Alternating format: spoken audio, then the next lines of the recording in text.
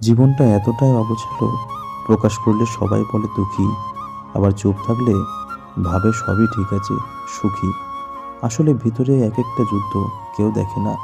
এই তো জীবন, ভেঙে পড়লেও মুখে হাসি রেখে বাঁচা।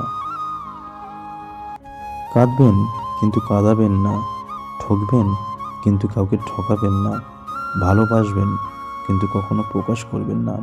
ব্যাস, জীবন সুন্দর। পৃথিবীতে সবাই শুধু স্বার্থ বোঝে। শীতের সময় যে রোদকে মানুষ ভালোবাসে, গরমে সেই রোদকে মানুষ তিরস্কার করে। সুতরাং মানুষের কাছে তোমার মূল্য ততদিন, তোমাকে তার প্রয়োজন যতদিন। দেখো, তোমাকে কখনোই অবহেলা করিনি। এই স্বার্থের দুনিয়ায় কখনো নিজের কথা ভাবিনি। তোমাকে সুখে রাখার জন্য আমি তো কম চেষ্টা করিনি। আর কেমন মানুষ চাও তুমি? আমি হারিয়ে গেলাম, মনে রেখো, আমার মতো শতবার বেহায়া হয়ে কেউ তোমাকে আর চাইবে না।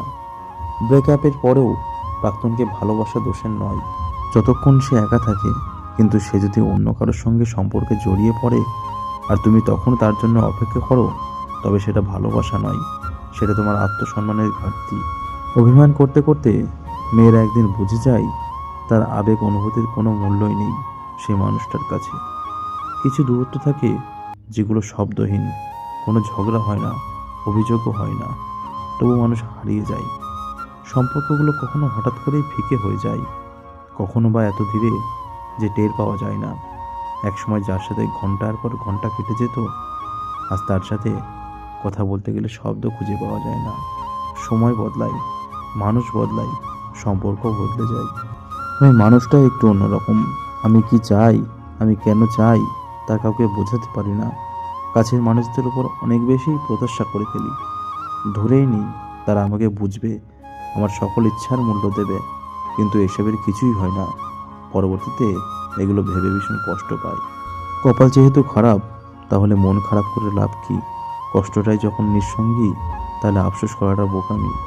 তোমার কাছে এক আকাশ ভালোবাসা চেয়েছিলাম, আর তুমি আমার গোটা আকাশটাই হারিয়ে দিলে। এক পাহাড় স্বপ্ন দেখব বলে সারা রাত চোখ দুটো পেতে রেখেছিলাম, আর তুমি আমার সারা রাতের ঘুমটাই ছিনিয়ে নিলে। যার জন্য নিজেকে হারিয়ে ফেলেছিলাম, সেই একদিন আমাকে বলল আমি নাকি বদলে গিয়েছি। আসলে বদল তো সে এনেছিল, যে কিনা তাকে ছাড়তে বাধ্য করেছিল। শুধু তাকে রাখার জন্য নিজেকে যে কতটা সস্তা বানিয়েছিলাম, তবুও শেষমেশ সে চলেই গেল। আমার থাকার ইচ্ছে ছিল, কিন্তু তার রাখার বিন্দু পরিমাণও ইচ্ছে ছিল না।